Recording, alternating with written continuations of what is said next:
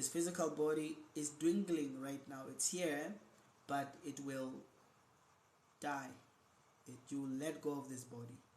You have been borrowed this body for a limited time, and because you've been borrowed this body for a limited time, it is totally up to you to know what to do with this physical body.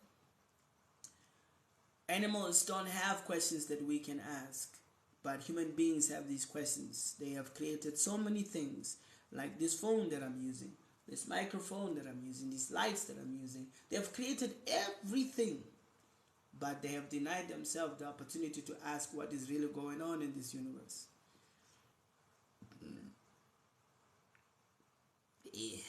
They have divorced themselves from asking themselves questions what really goes on in this universe, but they are distracted. What is distracting them? Days of our lives. Like sand through the hourglass, so were the days of our lives. The other day I discovered days of our life has been there since 1965. That's the same year that my aunt was born. It's like 58 years, if I'm correct. 58 years, the days of our lives has been there. It's there to this day. My mother spends 5 to 6 hours watching TV from what is it? Skimidinta? No, not Skimidinta. Skimsam. From Skimsam until the last show that she watches.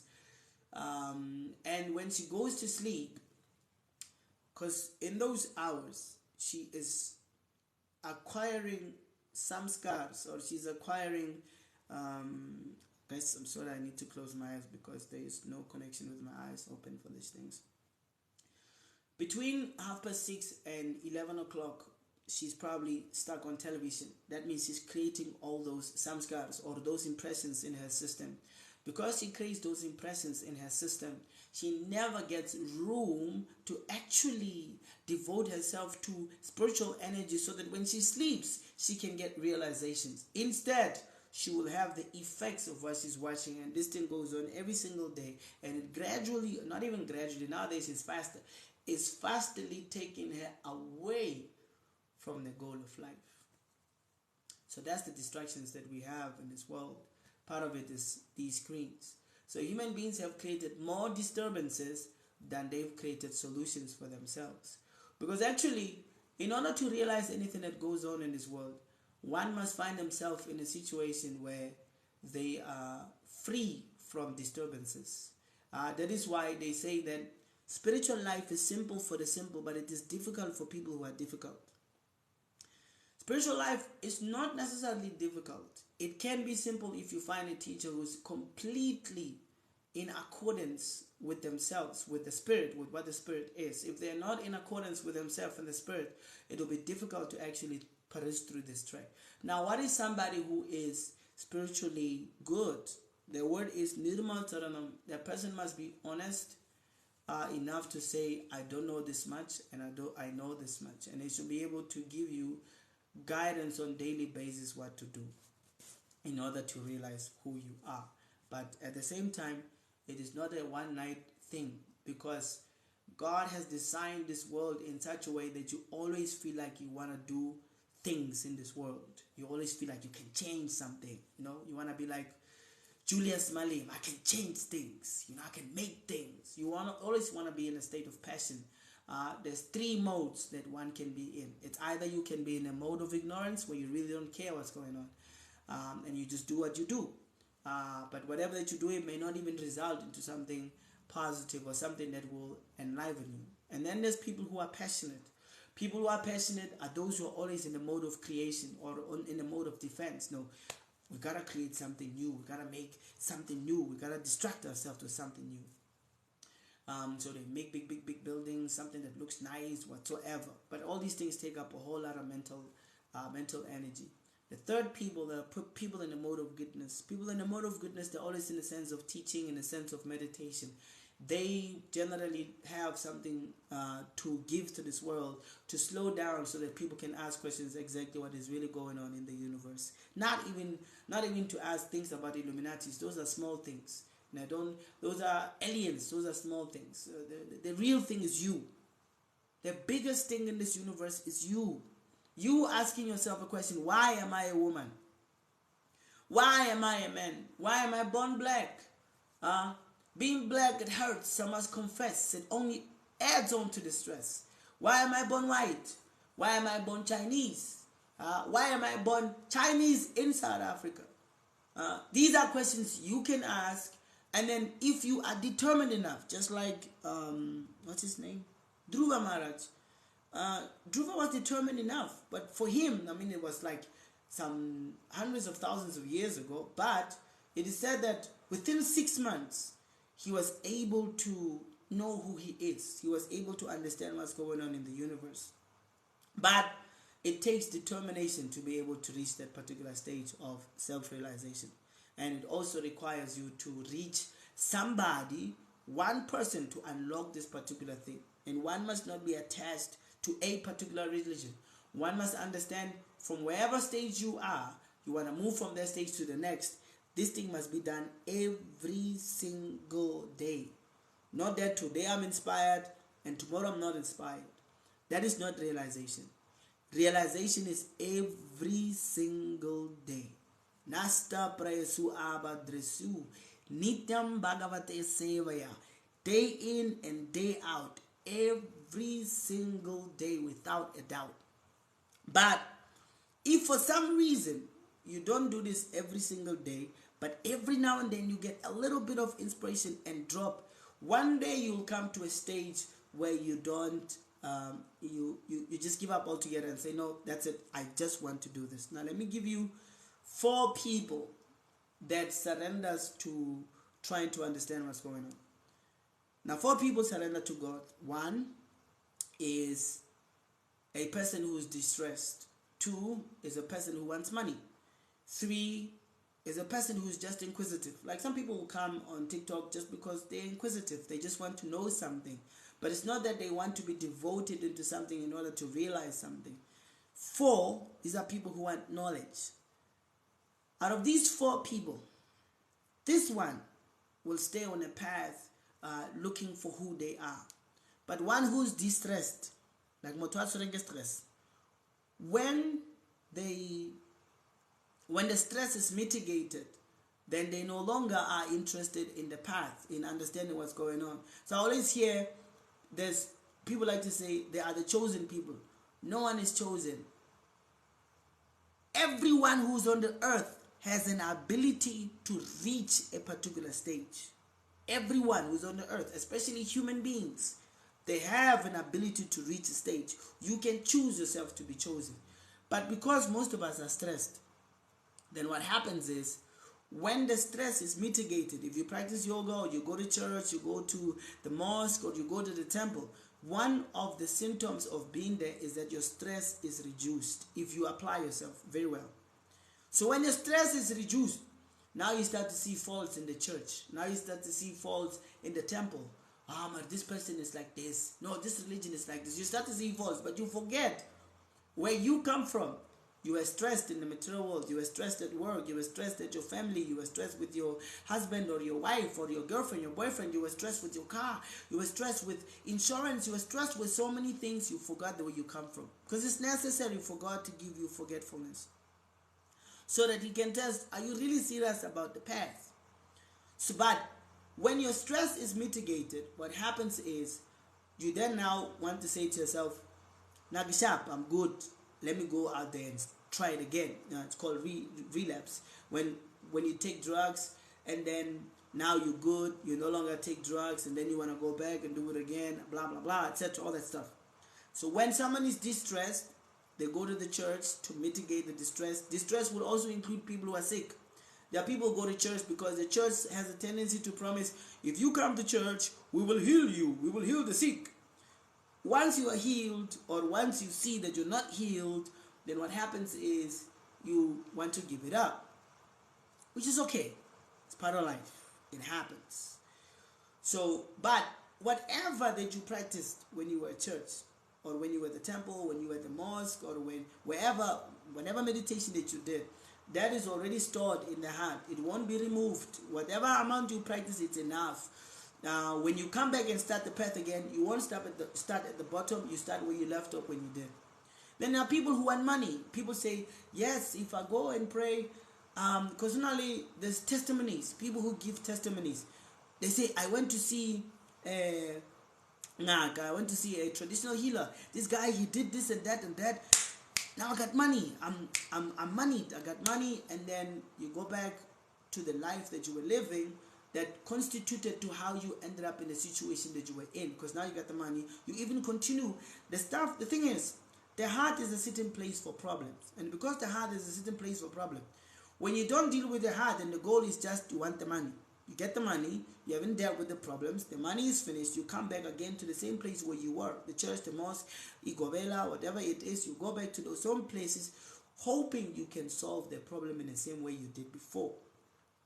So people who are trying this path, they should look at what is it they want. Then people who are inquisitive, there are people who come on TikTok, they just want to know, not that they want to do anything about it. It's just that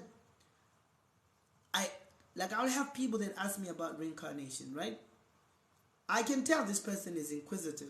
It's not like they really want to do anything about it. Once I tell them exactly how reincarnation works, what they do is they go to their friends, they talk to their friends, like they know, like, yo, reincarnation is this, is that, is that. That's an inquirer. Somebody's just inquiring, but not that they will get themselves involved in any kind of serious spiritual activities. But the fourth one, Vasudeva Itim Sarvam, that's someone who says, whoever created the universe, God, He is the all in all. This person will reach a stage where he is untouchable, because knowledge clears doubts, especially knowledge that is done with faith. It clears doubt.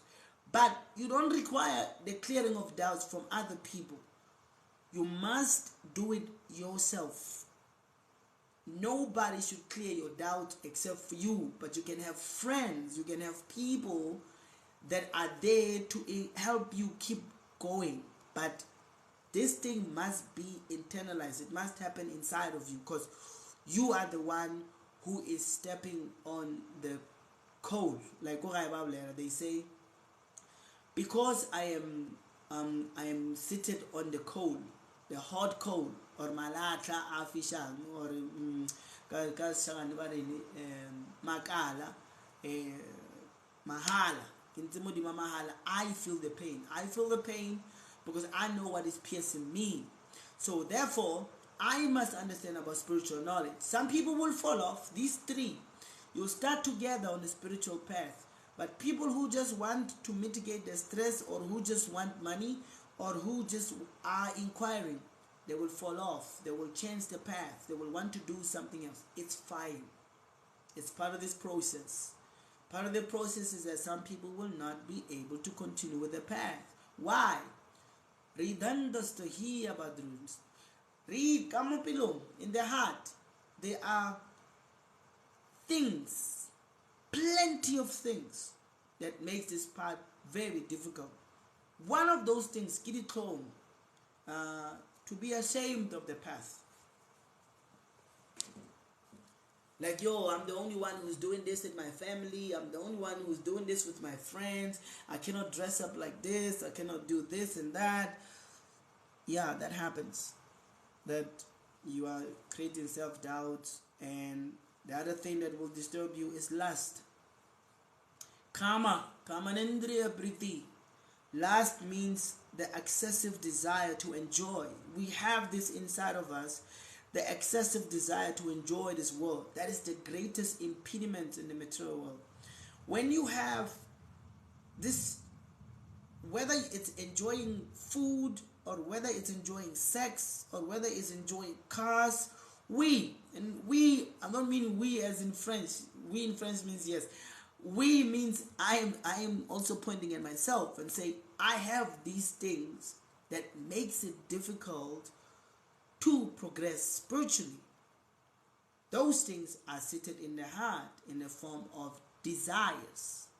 Because they're sitting in the heart in the form of desires, I will follow what my heart says I must do. So when you take on a spiritual path, these things you must be aware of. That lust, excessive desire to enjoy something, to control other people, to enjoy other people, that will be something that will come over. and it will create what do you call this, when somebody takes something too much? Addiction. You become addicted to something, or you become addicted to someone. This addiction comes because of desire. And when you are a spiritualist, it's expounded. It's bigger. It's not as small. When you're not practicing spiritual things, you don't see that so much, because it's not in your purview. It's not a problem for you. But when you are practicing spiritual things, as soon as you close your eyes, you try to meditate, those things come up first. Just like when you broom. When you're brooming, dust come up. If you focus on the dust, you won't even finish the brooming. So the dust will be there. You'll be meditating, and all of a sudden you start thinking about sex. And you're enjoying it. And then all of a sudden it's like, man, let me keep going. Sometimes you may be demotivated and continue and say, this doesn't work for me. Those things must come, because spiritual knowledge is not cheap, and it's not for the weak. It doesn't come cheap. It's not for the weak. And I'm not going to try to sell to you that here's the elixir, you drink this, and all of a sudden you're spiritually realized. I'm not going to do that, because it doesn't work like that. It's hard work, and it requires every day to find realizations. Inspirations will assist you to try to be devoted, but devotion will give you realizations. What are realizations? Realizations are processes that keeps you going.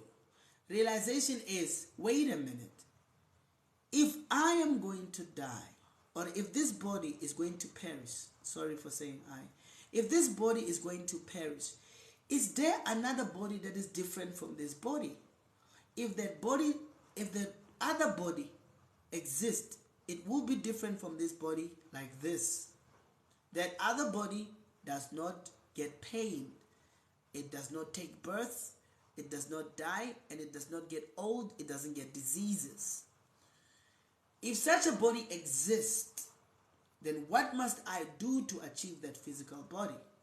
It's physical. As much as you see this physical body, the spiritual body is also physical. This is realization that there must be something else. But on your path, you will find people who doubt this. Because why? Some people say, no one has ever seen God. I always say to them, do you know if I'm hungry? If the answer is no, you don't know I'm hungry, you don't know if I'm full, how can you tell what is going on in my system? How can you tell if I have seen or not seen God? And God is not a cheap thing. Angels are not cheap thing. It's a process. It's not I wake up in the morning, I understand everything. No, it doesn't work like that. So anyway, I appreciate everybody who has come into this life. I promised I would do Mahabharat today. Mahabharat is a treatise that I want to begin to say. I wanted to begin Mahabharat because I wanted to give people an opportunity to understand how I began this path. When I began this path, it was, I think it was 2004, but it wasn't the Mahabharata that I first read. First one I read was SSR, but the Mahabharata will give us, I'm probably going to do portions and portions, and then from those portions and portions, I'll be able to do, I'll be able to enunciate on those portions to say from this portion this is what is said. Now to summarize Mahabharat is a great story about this planet, or about what human beings go through. One of the things that human beings go through is called viponitani, to find yourself in a position where you're asking yourself, how did I get into this position? How did I end up where I am? Why am I here? Why am I the one facing this challenge? You know, there are people who go through that, especially when they step onto spiritual things. Why am I the one having to make such a difficult decision? Why am I finding myself in this weird relationship? Why am I black? Why am I white? Why am I in America? Why am I in South Africa? There comes a point in life when this question comes, and there must be people who are qualified to assist you to understand why this is going on. Dumza, hi Dumza. Spiritual life versus physical life. It's a nice topic actually. It's probably 85% to 90% what I'm talking about, because that's the fight, the ongoing life of spiritual life versus material life, or physical life as you put it. The physical life is very enamoring, it's attractive, it is calling you, it's always wanting you to engage yourself into it, which is okay, because that's what we came here to do. But we forgot that this is what we came here to do. And that's why for many, they don't understand how you get a body. How do you get a male body? How do you get a female body? All these bodies that you get, they are not coincidental. There are processes by which you get a physical body. There's things that you do in this life. Let me give you an example. If you go to school for 12 years, and on the 12th year you do something called matric, right? And in matric, they give you exam, and you pass the exam. Once you pass the exam, you get the results. Now you may get higher certificate, you may get bachelor, or you may get distinction if you passed. Any one of these three give you a particular result. It's either you can go to college or you can go to university. Not every one of them qualifies you to go to university, but there's one that can qualify you to go to college or university. And some of them, you may not even qualify to go to either at all. You may have to start again. That's if you don't make it completely, because sometimes you don't have the points. Now let's go back to grade 12. From the beginning of the year until the end, you could have probably not practiced at all. You could have not studied, or you could have just engaged yourself in something else and you get the result. Or you could have probably, when you do an exam, you could have forgotten altogether. But the results, they tell you what you get next. What kind of school can you do next? So similarly, whatever you practice in this life right now, when you die, there is there's beings, they're called Yamadutas. They calculate. When they give you a result, they say, no, this person, he must become a woman, or he must become a man who doesn't have an eye, or who is crippled, or who is rich, or who is poor. It's because of the things that you do in this life. Whatever that you do in this life will qualify the things that you do in the next. It will qualify the physical body you get. They might even do a calculation and you become an animal. It depends on the things that you do in this life. Just like whether you're going to go to college or you're going to go to university, it depends on the activities that you do in grade 12 and the results that you get. And even then, and this is very important, the other day we were discussing something about reincarnation, and people were saying that Christianity doesn't have reincarnation. I said, no, it's not true, because my aunt is a priest, and I used to write her, I used to facilitate her with her assignment. If I say right, doesn't sound right. I used to facilitate her with her assignment, so she'll come with Christian assignments from her theology school, and I would write whatever that I knew, especially about Christianity, or whatever I knew about Buddhism, or whatever I knew about Hinduism, or whatever I knew about the Toltecs, whatever I knew about, the Tao, whatever I knew, that's what I would tell her. Well, she passed, I guess. But one time we had a discussion about reincarnation, because it comes in the Buddhist text, it also comes in the Hindu text. So as it was coming in the Hindu text, I said, can we discuss this? She said, yeah. I said, why don't you teach your people about reincarnation? She says, at the theology school, they teach us about reincarnation. The Christians believe about reincarnation. But they say, if we teach people that if they die, they're going to come back, what they are going to do is they are going to live sinfully because they know they're going to come back. That's what she said. She said they don't teach reincarnation because people will not they will not take spiritual path very seriously, or they will not come to the church very seriously, knowing that I'm coming back in my next life. Whatever sins I've created in this life, in the next life I'll do something about it.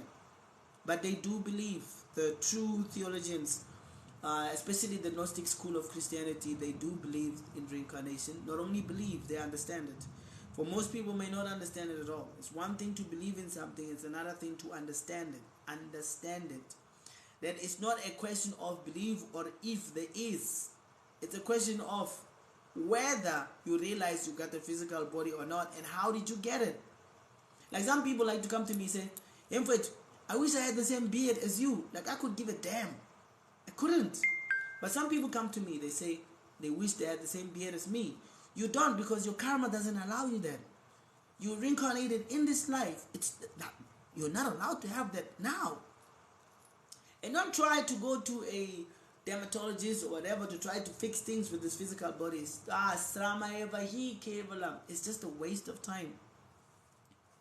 It's a waste of time because it takes forever to figure out this body. Now it takes another forever to figure out the mind. Karsati means to struggle. Everyone is struggling every single day with the mind. I'm one of those people.